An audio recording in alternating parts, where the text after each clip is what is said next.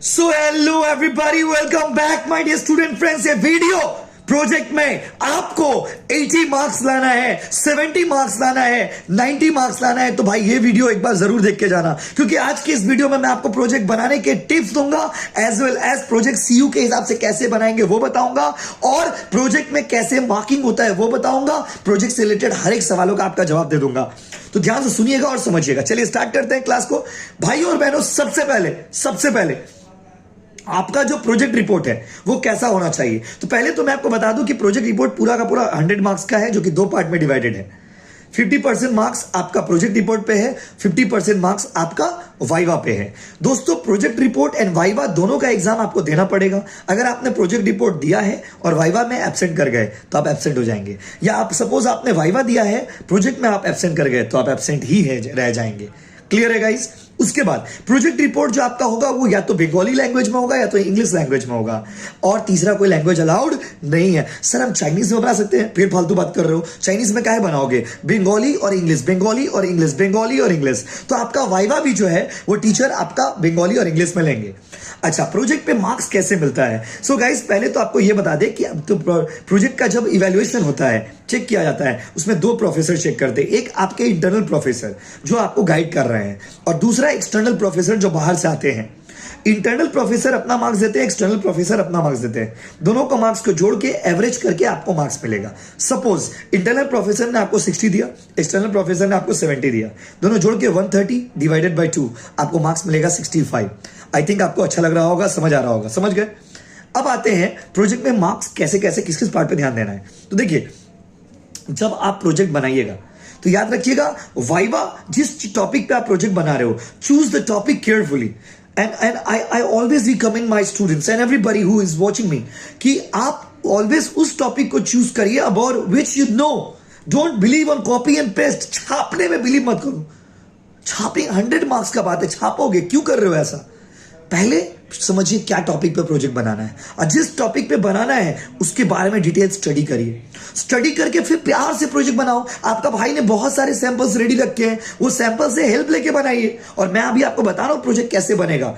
50 marks का project report पे है और 50 मार्क्स वाइवा पे है। तो वाइवा में वो लोग क्या करते हैं, आपका उसका जिस चीज के प्रोजेक्ट बनाया उससे रिलेटेड क्वेश्चन, जैसे उसका इंपॉर्टेंस, उसका एनालिसिस, उसका फाइंडिंग्स, और आपका ओवरऑल प्रेजेंटेशन। तो वाइवा देने जाना ना, तो थोड़ा साफ सुथरा अच्छा से लुक में जाइएगा। ऐसा नहीं कि वाइवा के दिन में हेयर लाल कर लिए, बस समझ रहे ना, लाल नारंगी पीला, जूता पीला पहन लिए, पैंट जो है वो हरा रंग का पहन लिए, शर्ट जो है वो पीला रंग का पहन लिए। अपने आप को नारंगी बना के मत जाइएगा, एकदम सिंपल पर्सनैलिटी, सिंपल फॉर्मल्स में जाइएगा वाइवा के दिन में। क्लियर है गाइस? क्योंकि आपका ओवरऑल इंप्रेशन पे 10 मार्क्स मिलता है आपको, और बाकी 40 मार्क्स वो लोग जो क्वेश्चंस आपसे पूछेंगे उसका आपने कैसे आंसर दिया है उसके बेसिस पे आपको मार्क्स देंगे। नाउ आपके मन में एक सवाल चल रहा होगा, sir I want to make a project and how to make best project, project best कैसे बनेगा? तो भाइयों और बहनों, प्रोजेक्ट को आप क्या करेंगे, 6 पार्ट में डिवाइड कर देंगे। कितने पार्ट में बताइए? 6 पार्ट में। पहला, हर एक प्रोजेक्ट में ये सब चीज होना चाहिए, याद रखिएगा। पहला, कवर पेज। कवर पेज में क्या क्या आता है? कवर पेज में होता है प्रोजेक्ट का टाइटल, किस चीज का प्रोजेक्ट बना रहे हो, किसको प्रोजेक्ट जमा कर रहे हो, आप अपना नाम लिखोगे, रोल नंबर हो गया, रजिस्ट्रेशन नंबर हो गया, सुपरवाइजर आपके कौन है उनका नाम लिखेंगे, किस ईयर में सबमिट कर रहे हो वो लिखेंगे, and name of the university. इतना चीज मैंडेटरी है गाइस, इससे कम नहीं होना चाहिए और इससे ज्यादा भी मत करिएगा। दूसरा पार्ट पेज होगा आपका एक्नॉलेजमेंट। एक्नॉलेजमेंट में क्या लिखते हैं? एक्नॉलेजमेंट में you always say some good words of thanks to all those organizations and the individuals who has contributed towards your project। जिन लोगों ने आपके प्रोजेक्ट में कंट्रीब्यूट किया है, जिन लोगों ने आपको प्रोजेक्ट बनाने में हेल्प किया है, उनका नाम लिखते हैं, उनको थैंक यू बोलते हैं एक्नॉलेजमेंट वाला में। जैसे हम आपको वीडियो बना रहे तो मेरा नाम भी लिख दीजिएगा, ठीक है? ठीक है ना? चलिए, उसके बाद ये क्या है, जिन्होंने आपको कॉपरेट किया। थोड़ा ये सब ज्ञान वाला बात रहता है, मैं सैंपल दे रहा हूं डिस्क्रिप्शन में, वहां से 7-8 9 प्रोजेक्ट है, अलग अलग बच्चों का भेजा हुआ है, आपको हेल्प हो जाएगा।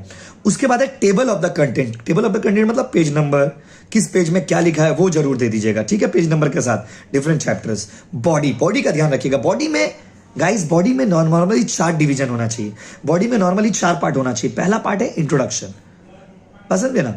दूसरा है कॉन्सेप्चुअल फ्रेमवर्क, तीसरा है presentation of data, analysis, findings, और चौथा है conclusion and recommendation. Again I am repeating my dear students, आपका जो बॉडी होगा प्रोजेक्ट का, उसमें 4 चीज जरूर मेंशन करिएगा। इंट्रोडक्शन प्रोजेक्ट के बारे में, कॉन्सेप्चुअल फ्रेमवर्क, सिनेरियो कि आपके टॉपिक का क्या एक्चुअली यूज है आज के जमाने में।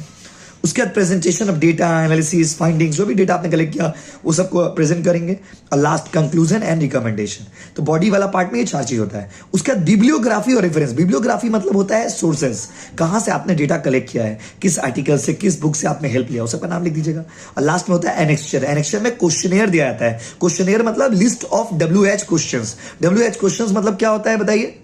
WH क्वेश्चन मतलब ये list of yes no questions. Yes no questions मतलब यस नो क्वेश्चंस का जो लिस्ट होता है। Are you happy? Yes. Are you sad? No. तो इस तरह के जो क्वेश्चंस होते हैं उसको क्वेश्चनेयर बोलते हैं, ठीक है। तो क्वेश्चनेयर बना लीजिएगा अगर पॉसिबल हो तो अच्छा रहेगा। एंड याद रखिएगा नॉर्मली एक प्रोजेक्ट जो है ना वो 5000 पेज में होना चाहिए, 5000 वर्ड्स में होना चाहिए। और याद रखिएगा कि एक प्रोजेक्ट में स्पाइरल बाइंडिंग ही होगा और कुछ नहीं होगा। क्लियर है गाइस? तो thank you so much guys, I hope आपको, और टाइपिंग वाला होगा याद रखिएगा। अच्छा लगा हो तो शेयर करिए, चैनल को सब्सक्राइब करिए, पढ़ाएंगे भी और बताएंगे भी। Thank you so much.